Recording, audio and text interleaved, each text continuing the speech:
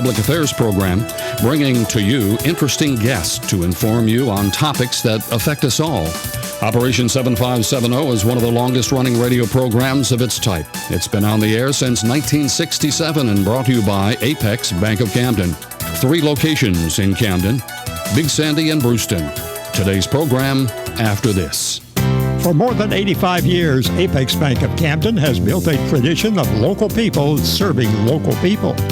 Although there have been changes over the years, this one thing remains the same. Hometown people that are your friends serving you every day to meet your financial needs. We want to see you grow and prosper. And when you ever have a need, you'll get personal attention right here at home, not in some far-off corporate office. Number 1 in customer service. Apex Bank of Camden, Benton County's best bank, member FDIC, equal housing lender. A very pleasant, good Saturday morning to you, everybody. Welcome to Operation 7570 on this sort of cool, but what's going to be a sunny day in the Magic Valley. Great to have you with us today, whether you're listening to us on WRJB 95.9, WRJBradio.com, or have joined us by way of video and our audio this morning stream up on Facebook. Great to have you with us today. So just sit back, enjoy that cup of coffee, a donut, or whatever, breakfast, and enjoy the program for the next 30, 40 minutes or so. Our in-studio guest this morning, he's gotten up so early on this Saturday morning. This is Adam Blackburn, a teacher out at Camden Central High School. He's also the girls' softball coach, been with us about 10 or 12 years right now. And so, Adam, thank you, sir. Thanks for being with us today. I appreciate you getting up today. Thank you, Flash. With my household, they get up early, so this is a chance to get out and have some fun this morning. Yeah, I understand that. Oldest daughter of yours, 9 years old, had a birthday. Sydney had a birthday, I think, yesterday. Had some overnight guests, and I guess they're hooping and hollering today. Yeah. So there was no sleeping in this morning, regardless. So they had a good time, and I'm glad. All I can say is I'm glad my wife planned all that and chaperoned that. So that was a good time. Fantastic. But welcome to our studios today, and of course we want to talk about the sport of girls softball, the current status of girls softball, the team, the makeup of the team this year, maybe get into a little history. But first of all, Adam, and I know you were with us about a year ago about this time, but give me some background about yourself. Where are you from and how your path ultimately led you to Camden Central? Okay. Which there's a little bit lengthy story, but I'll try to shorten it or whatever. But my dad was a Kroger store manager for several years, and moved around a few different places. But I spent a number of years in Paducah, Kentucky, growing up until I was about 10 years old. And then he got transferred to Covington, Tennessee, and then we moved to a little town right outside of Covington called Brighton, which some people may or may not have heard of. So that's where I went to my junior high school years, and graduated from Brighton High. Went to Freed-Hardeman University, played baseball there. But that's where the Camden aspect comes into it, because that's where I met my wife, Nicole Osment. And so we got married. She had a job already lined up at Henry County Medical Center. So I applied at some different school districts, hoping it would be Benton County schools. And I got an interview, got hired. And then, thought I was just going to be a history teacher. I always thought maybe I'd coach some baseball, but that didn't. There wasn't an opening at that point. You had Coach Rick Sturdivant, you had John Taylor, and they were rolling and doing some good things. And so I think Stacy Baker had just stepped down from coaching softball after their state championship run. They had recently hired Laura Roberts as the head coach, and David Fisher was staying on to help for a year. And I think Sean McDowell just called me in maybe like a week or two before the school year started and said, "Hey, I know you played baseball. I know you said you wanted to coach baseball, but we do have an opening on the softball to help out." I think they knew that David was probably just going to do it for 1 year. His daughter was a senior. He had done it a while, so I think he was ready to get out too. And so it just kind of was a good transition year. I learned a lot from David that year, a lot from Laura, and then coached with her for a few years, and then had the opportunity to be the head coach whenever she moved on. So, and I've been teaching history in the same room, in the same place for the last, I think it's 12 years now. So, it's been a good transition, and I've been welcomed here. It's a great community, and I appreciate it. You mentioned the fact you've been down around Covington in years past, and my goodness, as we go back to around 2007, 2008, 2010, of course, wow, what battles Camden softball teams of those days had with Covington. Yeah, Brighton and Covington, we were always big rivals with Covington. So, like, anytime we played them, it was probably the equivalent of like a Camden-Waverly game. You had big crowds, and so you always kind of rooted for them to lose. And so whenever I was moving here, I didn't know I was coaching softball at the time, but I knew that Camden had a good softball program, and I can still remember that when Nicole and I were getting the house we were renting, we were getting it ready, moving in, doing some stuff with painting the walls and things like that. But we would turn the radio on while we were working and listen to the state tournament. So we were listening to you, and I think it was Lori Matlock on the radio call. And my parents, one of their best friends' daughter, was on the Covington team. So I would joke with him about Camden's going to win, and so I was excited that they did win, not only because I was about to work at Camden, but because y'all were able to beat our biggest rival from whenever I was in high school. Well, even going back before 2010, 2007, those memorable games with Covington a time or two up at the state tournament. Mm-hmm. Nicole actually worked with me on a game or two, and my goodness, I think that first game, of course, that year we finished runner-up to Good Pasture in the final when everything was said and done, but I think that first night, that first tournament game at Murfreesboro against Covington, I think that one went 9 innings, as a matter of fact, and what a game that was. Yeah, I probably wasn't paying attention at that point too much to what was going on, but Covington, and their coach now, Coach Cowser and I, we're good friends. We talk pretty regularly, and Covington softball, for years, and they're still, they went to the state tournament last year. They're still a very solid program, but for years they were always at the state tournament, and I've looked back over time and seen, some of those state tournament past results, and Camden and Covington have a long history of playing in the state tournament. And like you said, there's been several extra inning games, especially it seems like back in those days when the mound distance was 40 foot. It was definitely more pitcher-dominated game. So you'd see these 0-0, 1-1, 2-2 games going into the 8th, 9th, 10th inning a lot. So I'm sure you had a lot of good experiences and some stressful moments in those state tournament games. Yeah. Coming in here, and of course coming in here as you and Laura did back about 12 years ago right now, coming in just out of college, fresh out of college, and taking over the program and teaching responsibilities, that was going to be challenging, I'm sure, and I'm sure you were very nervous. Laura, I'm sure was very nervous coming in with your first job after college. But beyond that, coming in here and replacing someone like Stacy Baker. Gosh, how did you handle it? Well, the guy's got the field named after him out there, so he's a legend. But at the time when I first got into it, to be honest, I didn't know if I'd stick with it. So like that first year, I think there was a lot more pressure on Laura than there was on me. I was kind of, Laura and David did, I think, most of the coaching. I was just along for the ride, and I enjoyed it. And it did. I think after that year was over, I realized that softball was something that I enjoyed being around, and I could see myself continuing to do it. But I think Stacy was always really good about offering help if we ever needed it. But I think I've talked to him some since then. I didn't really get to know him all that well until probably towards the end of my assistant coaching days, so 4 or 5 years into it. And then as I became head coach, he's always been, somebody that you can bounce ideas off of and just ask his advice. So, but at the time, I think there was probably a little bit of, when things maybe didn't go as well, there would probably be a little bit of, oh man, this is not going well here. And I think the biggest thing was you had that next year when it was Laura was 23 or 24, I was 23 or 24, and we had this group of seniors that were state champions, and it's like, man, are they really going to listen to us? When they've had this coach who's so well accomplished. But I think Stacy did a great job of how he transitioned out, and he let Laura do things this way she wanted to do, and I don't think he was helicoptering or anything like that, trying to undermine her in any way.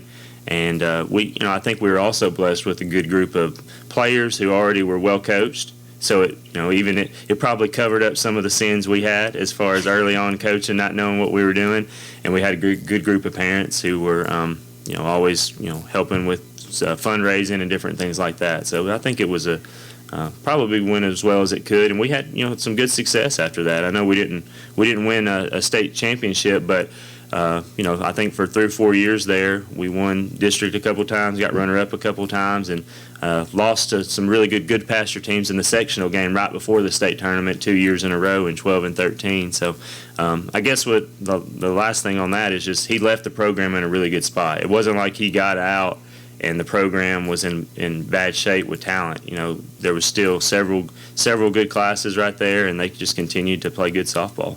As we were talking before the program went on the air a little bit ago, we were talking, and these kids today, as a part of your program, my gosh, 10, 11 years ago, they were just 4 and 5 and 6-year-olds. Yeah. Well, it's hard to, you start to think about it, and the years just run together, and this is my 12th year involved in it, and even the kids I'm teaching in class, I'm looking at their birthday, and it's like 05, 06, and I'm thinking, man, that was when I was graduating high school, and so I'm starting to get to a point where it almost felt like when I first started coaching, these were like the same generation as me, and like we had the same interest or whatever. And now it's like I'm old enough to be your dad, So it's a different dynamic, but time marches on, and we just adjust. But now I've got Hannah Prince as one of my assistant coaches this year, and she was one of the first kids that I coached. So we kind of joke about that a little bit too.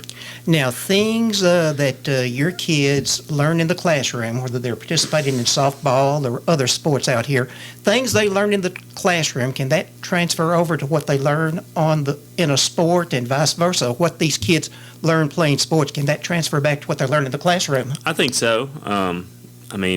I think just the teamwork aspect of it is important, whether it's in the classroom, in different activities that you do, or whether it's on the athletic field. I think just the idea of working together and working hard and having goals. I think that's a life skill that is important for anybody. So I'd say that's the biggest thing. I think there's the accountability as well. As far as our players, if you want to play sports, you have to take care of business in the classroom, and you have to juggle different interests, different activities. You have to be a well-rounded person, and that's how life is. And you have to be able to handle adversity, whether it's in the classroom, whether it's on the field. Right now our team is dealing with a little bit of adversity. One of our better players is injured, and so we talked yesterday before our game about life isn't always fair, and things don't always go exactly how you plan them out, but it's about how you bounce back. It's about how you fight and compete and make the best of situations. So I think there's a lot of life lessons, and hopefully our players feel like that when they go through our program. And I know the same could be said for all of our sports teams, that I feel like hopefully the parents and the student athletes are getting more than just the competition on the field, but they're learning how to do different things that will translate to them as they go on in their future careers.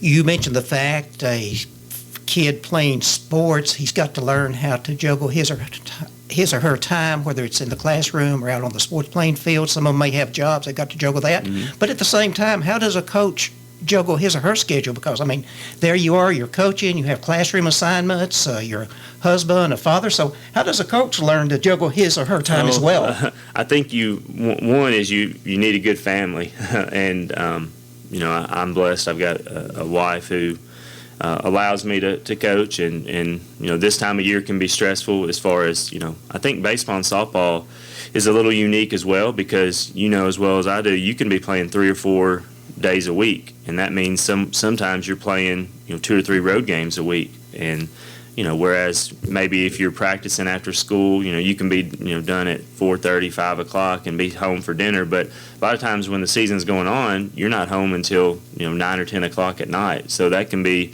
tough with 3 kids at home on the wife. But I've got good in-laws, my parents, so a lot of good support, a lot of good encouragement. But you just make time for it, and but it's the same for our kids. They have a lot of things going on too. We have several with jobs as well, and so they balance it. And try to work around our schedule and things like that. So once again, it kind of goes back to like I said in the last question. You just make it work the best you can, and I'm blessed to have good family to make it where I can.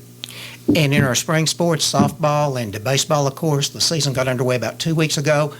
But when the season starts around mid-March and concludes at some point in May, it goes beyond that. It's more than just a 2-month sport. You and the girls, they have to be working and thinking about this 12 months out of the year. Yeah. Typically the way we do it is when our season ends, give them a little time off. Then sometime in the summer we'll have tryouts for the next year's team. We do a few things during the summer. We typically have a youth camp for kids that are about kindergarten to 5th or 6th grade. So that's a good event for a few days to have some of the community and the younger girls come in and get coached up by the high school girls. Once the school year starts, we have several of our girls play multiple sports. I'd say probably about half of our team, maybe a little more, play more than one sport, which is good. I'm a believer that, as many sports as you want to, you're only young once, do what you can and while you can. So we have some that play volleyball and some that play basketball. So typically what I do is the first 9 weeks or so, with so many playing volleyball and basketball, and there's, volleyball season's going on at that point, basketball's getting cranked up or working towards their start. We typically don't do a whole lot that first 9 weeks. After fall break is when we really get cranked up, and we tend to do stuff 4 days out of the week from that point on until we start practice in February, which is an everyday thing. So we do conditioning. We do the TSSAA lets us work with 5 girls a day practicing in the off season. So we'll take 5 of our players out to the field and we'll work on softball skills. We'll do a lot of tee work, just mechanic type work, building our arm strength. And then hopefully at that point, when we start in mid-February, when the first official day of practice starts and we have our whole team there, we're ready to roll. And that's typically what happens. And then like you said, then mid-March the games start and then you play. But yeah, it's a lot different probably than what it was 15, 20 years ago, where you didn't do as much probably in the off season, but it seems like it's kind of expanded in that regard. And I don't know if it's good or bad sometimes, but you kind of have to do it to keep up because everybody's doing it. About 2.5 weeks ago, our friend Aiden Mansfield, good senior member of our baseball team, he signed with Tennessee Wesleyan, of course, and he played other sports when he transferred in here a couple of years ago. And he told me the things he learned playing football year before last and the things he learned in basketball, those skills and conditioning and those techniques have really carried over to help him in the baseball. And I'm sure that's the same thing with you in softball with the girls. For us, we talk a lot about on our team and with our girls the word compete. And I think that's the biggest thing. No matter what sport you're playing, if you're a competitor and you thrive in that competitive environment of just doing anything and everything you can to work hard and win, fighting, clawing, whatever it takes, I think that translates across any sport. And so we want competitors, and that's the thing about a lot of our multi-sport athletes is, and I think it's good also to just sometimes get a break from. If you do softball year-round, which that's fine for some people, but for others, I think sometimes it can be good to take a month or two and play another sport and compete in that area, and then sometimes I think it makes them more excited when they come back out on the softball diamond. And we're a small school, so we have 450, 500 students. So when you talk about the girls' sports, half of those students are girls, and you got volleyball, and you've got basketball, you got softball, you got cross country, track, tennis. So there's several sports and opportunities for them to play. And the simple fact of the matter is we just don't have enough kids to just everybody specialize. We have to be able to work together to share our athletes and to give them a good opportunity to experience anything and everything they can in high school. I've got a player right now, Emma Pierce. She plays volleyball, she plays basketball, she runs cross country, she's playing softball right now, and she's also doing track and field right now. After we played Huntington last week, she left right after our game, went to Huntington to their track and field event, and finished runner-up in whatever event it was she ran in. So that's impressive to me, that a kid is dedicated enough to take the time to play as many sports as she can. And it's so encouraging, and you just have to watch these kids like you do on a regular basis. Of course, I've seen the kids as well, but they're playing one sport. For instance, basketball, let's take that, or volleyball in the fall time of the year and into the early parts of winter. The kids do that, and then they transition over into the other sport, Adam. Just amazing to see, you can tell their strength and their conditioning is paid off just within a 2 or 3 months period of time. I think so.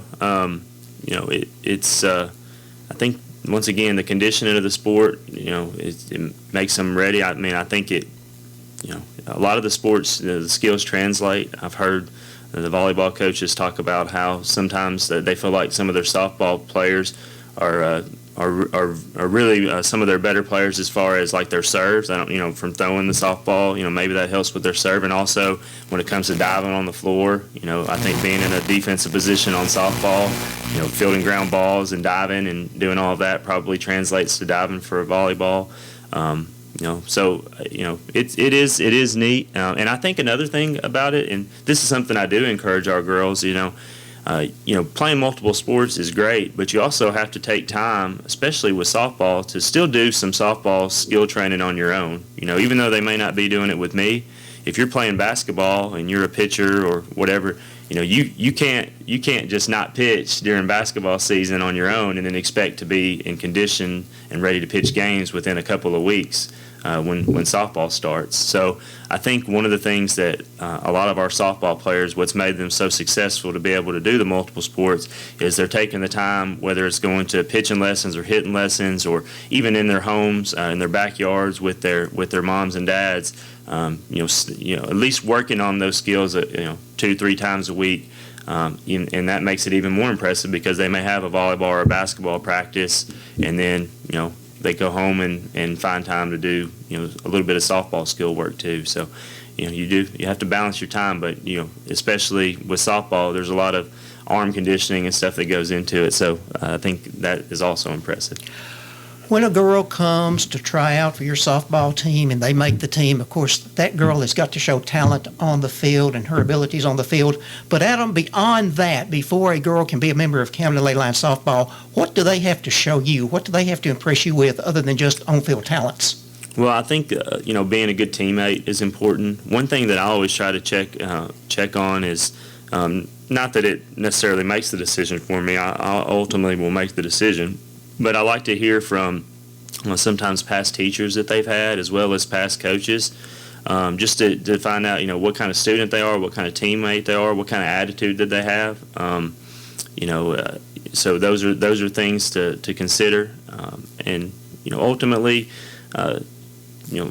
it comes down to whether they're a good ball player or not. But those other factors matter. And sometimes I've had some conversations with kids and said, hey, listen, I know you've had some issues in the past, but I'm willing to give you a chance, and here's what I expect. And I think for the most part, if you let the expectations be known, most people fall into line to what those are. And I've been really blessed. And as far as the girls that come through our program, overwhelmingly the majority take care of business in the classroom and are pretty respectful and hard workers. And so I think I have it a little bit easier than sometimes other coaches in other sports, not just at Camden and other places. I talked to some of the other coaches in the area, and some of the issues that they've had with players and parents, I really haven't had a lot of those issues. So knock on wood, hopefully that continues.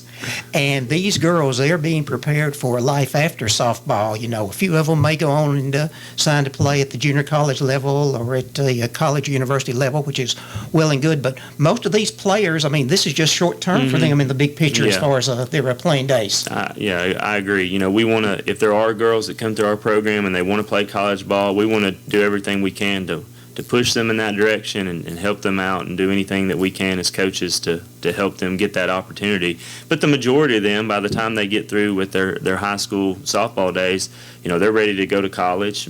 Almost every one of our student athletes goes to college. I've got several that are graduating and moving on and doing great things. so that's encouraging to see. You're starting to see some of them get married and have kids and stuff like that. So that's kind of neat to see too. And like you said, it's just a part of the high school experience, and hopefully, like I said earlier, that they feel like them and their families felt like they had a good experience playing for Camden softball, and represented their school, their community well. And there's a long line of tradition, like you alluded to, with the state tournaments and stuff of the past. So we talk about that a lot. We talk about having pride in being a part of Camden softball. And, I still hear from, it's encouraging when I hear from older players, former players, see them at different restaurants or stores and get to talk to them and ask how their life's going. And a lot of them, will text me and ask how our season's going. So it's a neat connection that sometimes you can not see or hear from a player for several years, and then you see them and you still have good memories and laugh about different things that happen on the ball field. Well, time is getting away from us, and what we need to do right now is take a break for our sponsor, our good friends at Apex Bank. And when we come back, we'll continue the conversation with softball coach Adam Blackburn and be talking about the 2022 Camden Lady Lions softball team. Stay with us. Apex Bank of Camden, proudly serving the Benton County community since 1931. In recent years, through growth and expansion, we've taken that same local community spirit into other markets. Today, with over 20,000 customers across Tennessee, our business philosophy remains the same. Local people making local decisions, serving our friends and customers, and investing in the communities that we serve. Here for you yesterday, today, and tomorrow. Apex Bank of Camden, member FDIC, equal housing lender. We're back this morning on Operation 7570. In our studio today is Coach Adam Blackburn, coach of the Lady Lions softball team. We extended an invitation to Coach John Taylor of the baseball team, and we want to wish baseball as well. He had some other things going on, couldn't be with us, but hey, we want to wish Camden Lions baseball the very best as well, and we want you to go out and support both the softball and baseball team throughout the course of their spring seasons. Well, Adam, softball season started about 2 weeks ago, so give us a little rundown. How's the season going the first couple of weeks? It's been pretty good. We've had some good games and some exciting games. I think we're currently 4-2 on the season. We did drop our district opener at Stewart County earlier this week, so that was disappointing.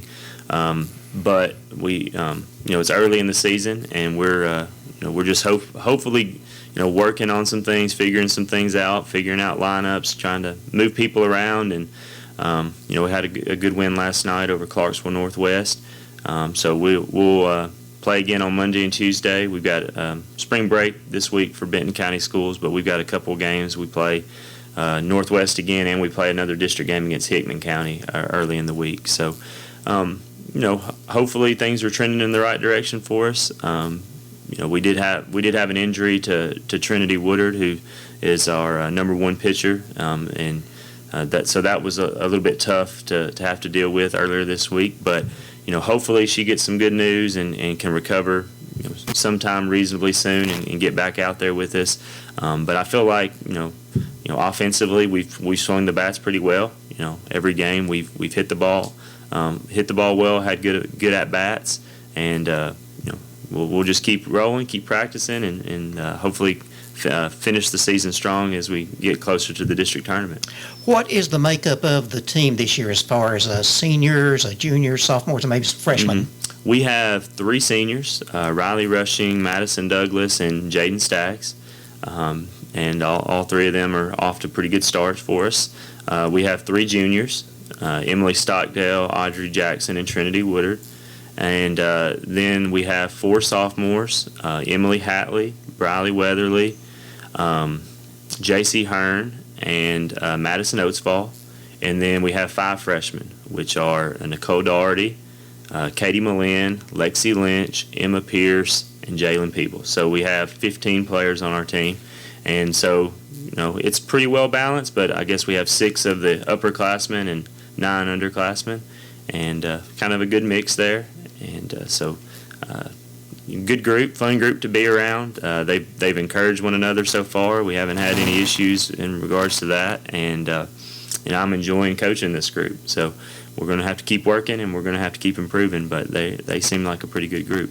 How do the freshmen, you mentioned the freshmen on the team right now, how do they make the transition coming up from junior high softball, maybe as an eighth grader in junior high up to a high school level? I mean, that's a big challenge. Yeah, I think it is a challenge. Probably the level of pitching that they see day in and day out at the high school level is going to be different than what they saw at the junior high level. I do think there are several of ours that play pretty high level travel ball, some growing up, so that exposes them some to some of the competition. But one thing about, I feel like in our sport is we've had several freshmen that can come in and help us right away. And I'm of the belief that you play the best players. And if you're a freshman and you're capable and you put in the work and you can help us win, you're going to get your opportunities. And we've already had several games this year where we've started 3 of our freshmen. And so we feel like we have a pretty good freshman group, and we're glad that we can plug them in at different times and they can help us, whether it's in the lineup. We've got several that run bases for us, and that's another important thing, to be able to have our pinch runners and courtesy runners come in there with a little speed and make some things happen on the bases. So they seem to be a good group, and I think typically our older girls are very good about encouraging them and kind of welcoming them in and making them hopefully feel comfortable. So. Well, I was out there a week ago this past Thursday. You were playing our friends from Huntington, of course, and we were down 3-1 in the bottom of the 7th inning. But my goodness, what a great last inning that was, bottom of the 7th, to get the victory. And there's nothing more exciting than having the score tied up 3-3 and have a young lady come to the plate and hit a grand slam to win the game. Yeah, and the funny thing was that you were there with the radio, and anytime you come, Flash, you kind of feel like, oh, it's a big game. The radio's there. You want to, community, everybody's going to be listening, so you hope you perform well. And I thought, well, he's picked a pretty good game to go to, because Huntington is a solid team. Year in and year out, they're always going to be tough. And so I thought it had a chance to be a good game. I don't know if I thought it would be that good. But, yeah, you brought us some good luck there that last inning. I thought our girls did a good job in that game of staying in the game. Huntington had a few opportunities, I think, to maybe bust it open on us in the 5th or 6th inning, and we made a couple big plays to get out of the inning and minimize the damage. We talked about that with our girls. Hey, just keep it close and give us a chance there at the end. And that last inning, we had some big at-bats. I know Jaden Staggs came up with the leadoff single. I think Katie Malin had a great at-bat, fouled off a ton of pitches and drew a walk. We moved some runners over. I know Stockdale had a good at-bat, had a couple walks, and then, like you said, it got to where we got it to 3-3. Riley Rushing comes up, and we know Riley has the capability of driving the ball out of the park. She had, I think, 11 home runs last year, so she's got a lot of power, and she connected on one, and it was just an exciting finish. And so I was glad you were there and got to experience that. And hopefully the next one you're at, I don't know if it can beat that one, but maybe so. Pretty exciting. We're looking forward to being out there before too much longer as we go along. And the sport of softball, well, any sport, you've got to have the commitment, but at the same time, the expenses have really skyrocketed in recent years to participate. Yeah, I mean, and I know every sport has its expenses, but with softball, it's being outside. There's a lot of field expenses that go into it. We are lucky to have a good school system and a school director of school board that supports us well. Helps with some of those costs and travel costs. But the fact of the matter is, we do need outside support, and fundraising is something that we have to do to be able to afford the travel, the tournament fees, the bats, and different things like that. Softball bats have gotten pretty expensive over the years. So, one of the things, if you'll notice when you go by our field, is you see a lot of banners of businesses and individuals hanging out there. And so we have something like 45 or 50 sponsors out there. And so that really helps us. And that's pretty unique, because I don't think there's a lot of communities that support softball as much as this one. And so that gives us an opportunity to buy some things and have some nice bats and things for our players without them and their families always having to go out and each player buy a bat. And and then like last week we went and spoke at the Lions Club, and the Lions Club gave us a really generous donation as well. So it's amazing, and it makes you feel good. It makes you feel like what you're doing is appreciated within the community. And I know times are tough. Businesses over the last couple of years with the COVID pandemic and other things, it's been tough on them. So we don't necessarily want to make life any harder on our businesses, but the fact that they step up and they're willing to support these young ladies and them being able to play ball is really appreciated. I know our girls appreciate it, and I can't say it enough. Thank you. Just to dress a child for a game, with their jerseys, their pants, their cleats, of course, their glove. I mean, just an individual, just the expense for an individual. Boy, that takes a lot out of the. It does. Out of the I mean, funds. it can get pretty expensive. I kind of hate that about some aspects of softball, that it can be very expensive. I wish there was a way somewhat it could go back to the old days where things were a lot cheaper and that the travel wasn't as much and all of that, but can't really control that. But when you have community support, it really helps to make it possible. What's the makeup of the district, of the softball district this year, Adam, and is it a tough district? I think every year our district's going to be tough. There were some changes. The TSSAA made some changes, and if you're familiar with the high school sports and if you kept up with our basketball programs this year, you'll understand that they added a fourth classification to the Division I public school class. So, for years it was always the three classes: single A, double A, and triple A, and we always were in the double A category. And we still are in the double A category, but they've added a fourth with that fourth classification. So that's impacted some of the schools that were a little bit on the higher end or the bigger end. So for us, Creekwood, who had always been a really good district opponent, had grown into a big rival over the years, they've moved up to the 3A class. And Fairview moved over to a district even further in Middle Tennessee, and Lewis, I think, moved over into a district into like southern Middle Tennessee. So our district is a lot smaller. Instead of 8 teams, it's down to 5, and it's Hickman, East Hickman, Waverly, Stewart, and us. And in basketball, I think the top 4 go to the region tournament out of the district. In softball and baseball, the top 2. So you're going to have to play good ball come the district tournament time, and that's when it all matters. The whole regular season, we want to win as many ball games as possible, and we want to compete in every game. But ultimately, we want to play our best come the district tournament, because you want to finish in that district championship game, and you want to win the district to give yourself those home games when you play those region opponents. But really moving on and giving yourself a chance to win that region game, and then once you win that first region game, you get that sectional game, and that's that. Win one game and you go to the state tournament. So, it's going to be a tough road. There's several good teams in our district. Our region's changed now. Instead of going to Middle Tennessee, our region's over towards further West Tennessee. So, Huntington's got a good team, and I think Westview and Milan, and there's probably somebody else I'm leaving off, but Union City, somebody like that. So that's kind of the makeup of the district and the region, and it's still a little early. I don't know exactly how everybody is, but I do know several of those teams are really good teams. So if we want a shot, we're going to have to play good ball. There's some great lady sports in Northwest Tennessee, as you well know. Westview just won a state basketball championship, as did our friends over at McKenzie. They just won a state basketball championship as well, and some of those girls are playing now into softball, and that transitions over. When you have a winning sports program in another sport, it transfers over into the next sport the girls may go to. I think so. I think winning is contagious, and like we said, competition, just if you can compete and win in one sport, you can bring a lot of those lessons and a lot of that work ethic over to the next sport. And I know, like you said,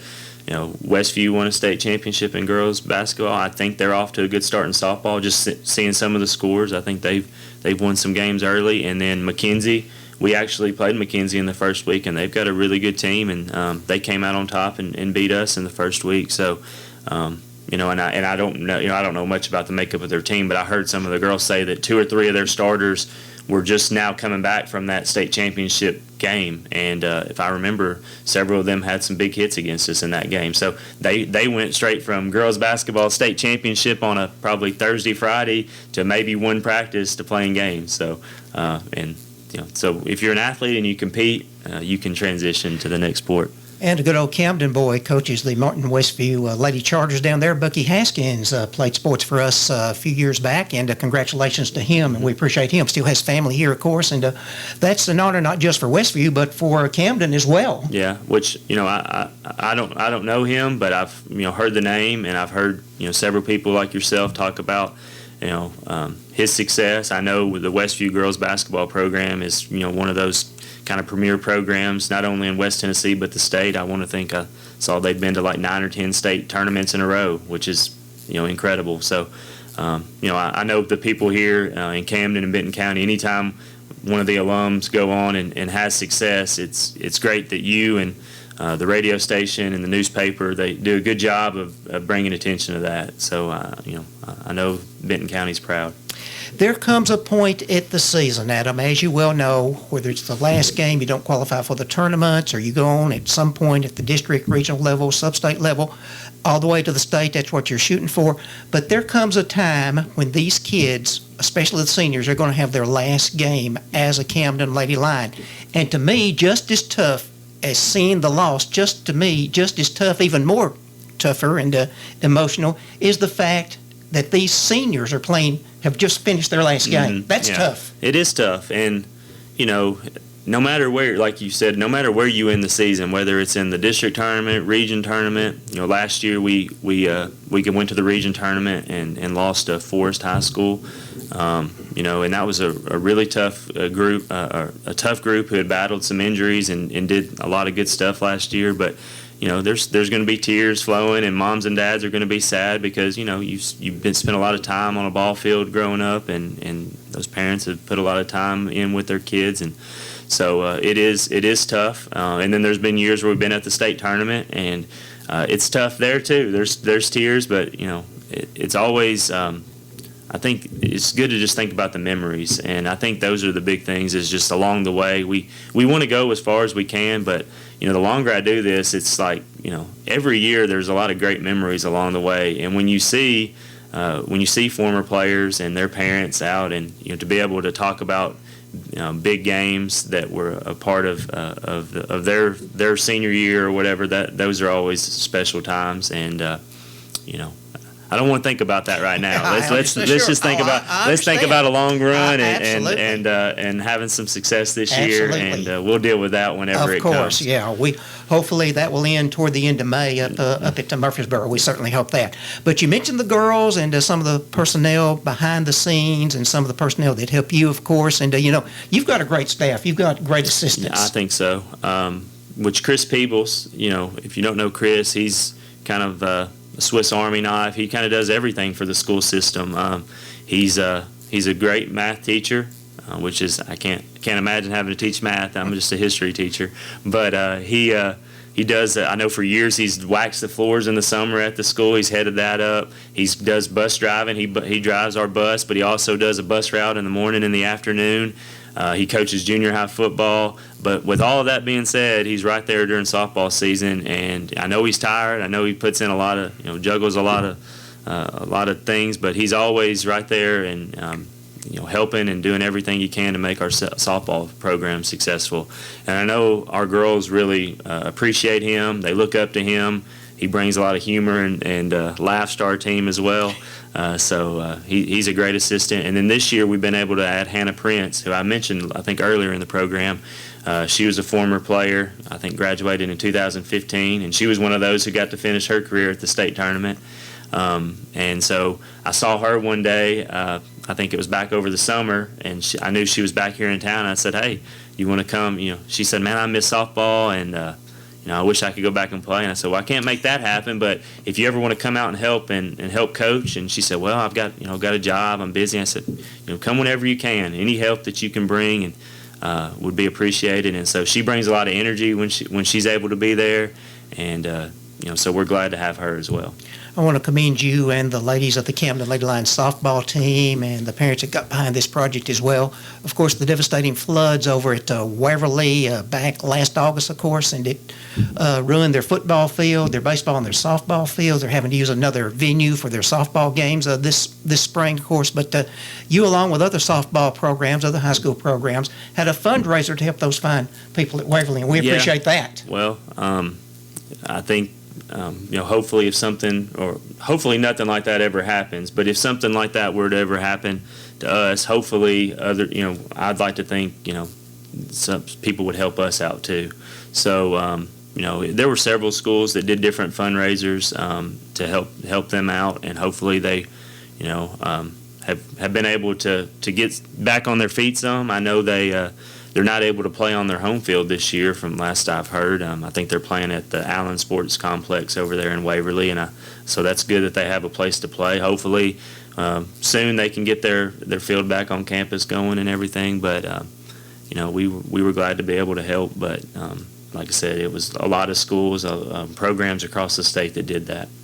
Adam, as the season goes along now, we're still early in the season, but it's going to pass by before we know it, and it will be the end of May, of course. But how can the community support Camden Lady Lions softball? Well, I think the biggest thing is just if you see a player or know of a player, I think if you ask them about the games or coming to the games is obviously big. Anytime we play out at the city park, to see a big crowd out is exciting and fun. And I think our team kind of is motivated by the bigger crowds and the energy that brings.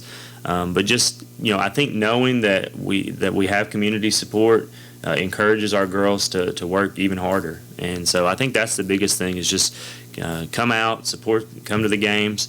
And once again, if you're a business or if you know a business that wants to support us, we'll be glad to put a banner out there on the fence for you.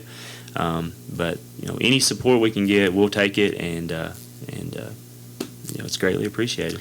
Well, thank you for giving up some of your Saturday morning for being with us today. We appreciate it. Thank you for what you do with our Lady Lions girls softball program. Thank you for what you do in the classroom at CHS. Give my best to your wonderful family, mom and dad down in other parts of Tennessee, West Tennessee, of course. We appreciate seeing them from time to time at some of the games. But if we can ever help you up here in any way, you know where we're at. And it's been a pleasure to know you and work with you for the past 12 years. And go Lady Lions, my friend. Thank you, Flash, and congratulations to you. I know at the Chamber of Commerce dinner the other night, you got a big award. And I know for Benton County, for me, I just think when it comes to Benton County and Camden, you got to think about Flash Melton, and you think about all that you do, the sacrifices you make to cover all sorts of events and to make everybody feel special here, and the different things that are going on.